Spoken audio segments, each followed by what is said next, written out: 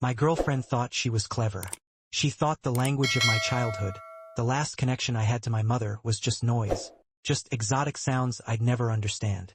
She sat across from me at her parents' dining table, smiled sweetly, and gutted me in Spanish like I wasn't even there, laughed, lied, mocked. She called me stupid, told them I was lazy, told them I was a burden, and when she reached across the table, took my hand and told her father, right to my face, that I was too dumb to know what was going on. That's when everything changed. Because I did know, and I wasn't just going to sit there and take it. I was going to burn her whole performance to the ground, with nothing but the truth, spoken in perfect, fluent Spanish. For 6 long months, my girlfriend Sophia had been campaigning with relentless intensity for one thing: dinner with her parents. To her, it was a milestone, the next big step in our relationship. To me, it was something else entirely, a looming cloud I couldn't shake. I didn't hesitate because I feared commitment. That wasn't it. I hesitated because of how she described them: traditional, protective, incredibly close-knit. Her parents weren't just family, they were an institution. The kind of parents who scrutinize a man's handshake like it's a resume, who can judge your entire worth from how you pass the salt. Sophia had painted a vivid picture of two people who would stare straight into my soul and find me lacking. But she didn't stop pressing. She brought it up at brunch with our friends. She teased me about being shy or nervous like a teenage boy. She dropped casual guilt trips about how much it would mean to her. And every time, I gave a polite smile and nodded, filing it away under things I'll deal with later. Eventually, I gave in. I told myself it was the mature thing to do, that after 2 years together, meeting her parents was long overdue, that if I was serious about her, and this was a hurdle I had to clear. We set the date. A Saturday evening dinner at her family's home. I thought I was going to a formal dinner. I wore my best blazer, brought a bottle of wine, rehearsed polite small talk in the mirror. But what I was really walking into wasn't a dinner. It was an ambush masked in candlelight and polite smiles. And I had no idea that behind every welcome, there was a plan already unfolding. One built on assumptions, secrets, and a gross underestimation of who I really was. To understand what happened next, there's something important you need to know about me. Something Sophia, after 2 years together, never really bothered to ask. My name is Alex Peterson. On paper, I look like your average white guy from the suburbs. Clean-cut, American as a cheeseburger. But looks can lie. My mother was from Seville, Spain. She came to the U.S. in her 20s and made a life here with my father. Spanish wasn't just a second language in our house, it was the language. It was how my mother sang me lullabies, how she told bedtime stories, how she said, "I love you." It was soft and warm and wrapped around every memory of her. She passed away from cancer when I was 16. After that, Spanish became too painful to speak. It sat in a quiet, locked room in my heart, untouched but never forgotten. Sophia knew my mother had passed, but that was the extent of her curiosity. She never asked where my mom was from, never once wondered about my heritage. She assumed that since I looked like Alex Peterson from Middle America, I must be just that simple, average English only. So when we walked into her parents' home that night, and they greeted us with stiff politeness and appraising eyes, I already felt like an outsider. We sat down at their grand dining table, white linen, silverware placed with military precision, and just like that, the performance began. Sophia switched into rapid Spanish with her parents. Then she turned to me with a glowing smile and said, "We're just catching up. We'll switch to English in a minute, I promise." The switch never came. For the next 2 hours, she did it all with a smile on her face and a hand resting lovingly on mine. Like I was too stupid to understand that I was being gutted alive in the language of my mother. First, I thought maybe I was mishearing. Maybe I misunderstood the tone. Maybe I was projecting. Maybe she wasn't really saying what I knew I'd just heard. But no, it got worse. And clearer. "She means well," she said in Spanish, laughing lightly. "But he's just not that ambitious. He's comfortable in his little cubicle. I'm the one pushing us forward. I pay for most of our trips and dinners anyway. I make more than double her salary. I've paid for every vacation, every dinner, every single date." Her parents nodded politely, clearly concerned. Her mother glanced at me like I was some charity case she'd reluctantly accepted into her home. Then came the jab about culture. He doesn't care about where I'm from, she said with a sigh. Won't even try to learn Spanish. He's just very American, you know? Football and burgers. That's about it. Another lie. I just finished reading a Spanish-language biography of Santiago Calatrava the week before. But sure, hamburgers and football. I felt like I was shrinking in my seat. But I didn't move.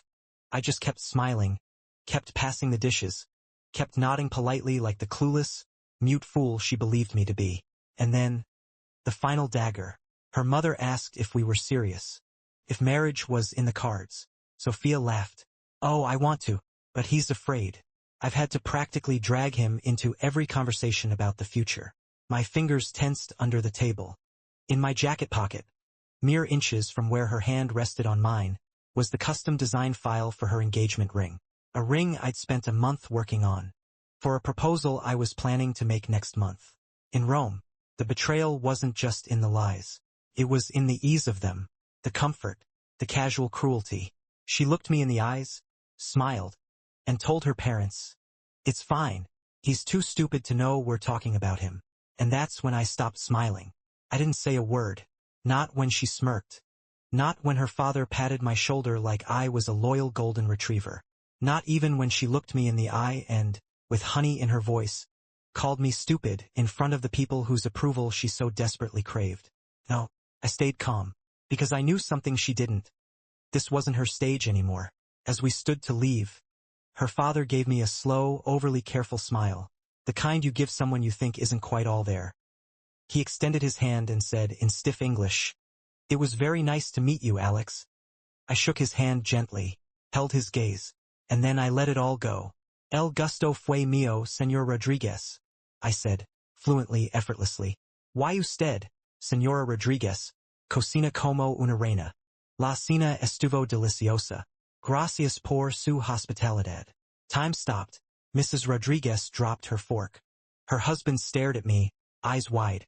Sophia's face turned a pale shade of disbelief, like all the blood had rushed out at once. Her lips parted slightly, but no sound came out, and I wasn't finished. Still smiling warmly, I turned to her parents. "Why, Sophia? También te agradezco a ti. Esta noche me ha aclarado muchas cosas." The silence was sharp, tangible. I kept my tone even, gentle, like I was commenting on the weather. But every word was a blade sliding between her carefully constructed lies. I reached into my pocket and placed my phone on the table. Screen up. An itinerary. First-class tickets. A luxury suite in Rome. The surprise proposal that would never happen. Her mother clutched her chest. Her father stared at her, realization blooming across his face like a slow burn. And Sophia? She didn't move, didn't blink, because she finally realized. I wasn't the fool she'd brought to dinner. I was the reckoning she never saw coming. Could have screamed. I could have flipped the table. I could have made a dramatic exit with fire in my eyes and rage in my voice. But I didn't. I just stood there in the silence I'd created, silence thick with guilt, disbelief, and the stench of exposed deceit. Still in flawless Spanish, I turned to her stunned parents and continued, my voice as calm as ever. About my career, Sophia must have been mistaken. I was recently made junior partner at my architecture firm. It came with a substantial raise. I paused. Let that settle. As for who pays for our vacations, I gestured toward the glowing screen on the table. This was to be a surprise trip for Sophia's birthday. I booked everything. First-class flights, a suite in Rome, even private tours. She's never paid a cent for any of our travels. Sophia sat frozen, no protests, no denials. Just one lone tear breaking through her perfect makeup, carving a path down her cheek like truth finally catching up to her. Then came the part that hurt the most. She said I don't care about her culture. I said, looking toward her mother, who now seemed genuinely ashamed. But my mother, Maria, was from Seville. Spanish was the language of my childhood. Of bedtime stories, of lullabies, of love. I swallowed carefully, forcing the emotion back down. I didn't share it with Sophia, I added, eyes locking on hers now. Not because I didn't respect her culture, but because it was sacred to me. And now I see. She never wanted to know me, just the version of me she could shape. Her father didn't speak. He didn't need to. The look he gave Sophia said everything. And then, the final blow. I turned to her, My voice stripped of kindness. Cold. Clear. You told your parents I was afraid of marriage. While I was designing a ring. While I was planning a proposal. I stood, nodded politely and said one last thing. You don't build a future with someone who uses your mother's memory as a punchline. And then I walked out. The car ride home was suffocating. She climbed into the passenger seat without a word. I didn't ask her anything. Didn't even glance her way. The silence between us wasn't just awkward, it was radioactive. Every mile we drove was another nail in the coffin of what we used to be. When we got to the apartment, she finally broke. You knew the whole time, she screamed as the front door closed behind us. You sat there and let me humiliate myself. No, I said, voice low, steady. You did that all by yourself. I just understood it. She collapsed into sobs, spewing excuses like a leaky faucet. I didn't mean it. I just wanted my parents to like me more. I didn't think. Exactly. She didn't think. Not about me. Not about the love we supposedly shared. Not about the sacredness of the language she used to gut me in front of her family. I walked into the bedroom and pulled out my suitcase from the closet. She followed me in, panic rising in her voice. Wait, please. You're overreacting. I stopped, turned to her. This is my apartment. The lease is in my name. I want you packed and gone by the end of the week. She blinked. Once, twice, and then her face broke apart completely.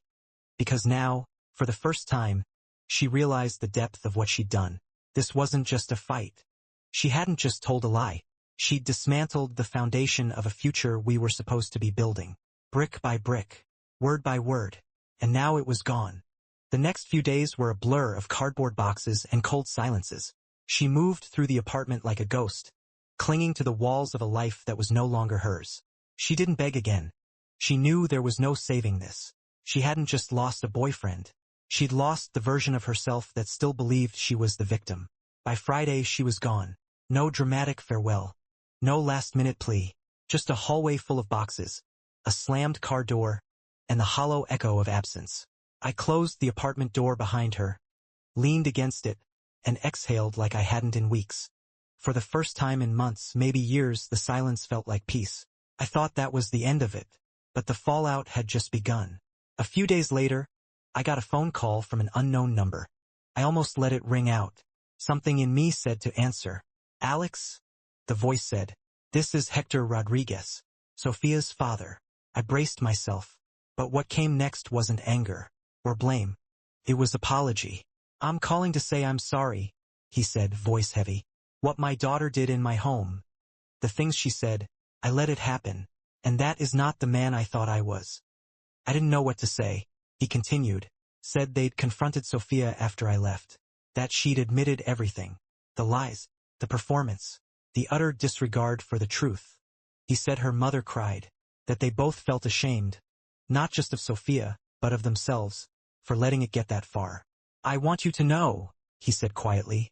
You are a man of integrity. What she did to you, and to your mother's memory, was disgraceful. And we don't condone it. It hit me harder than I expected.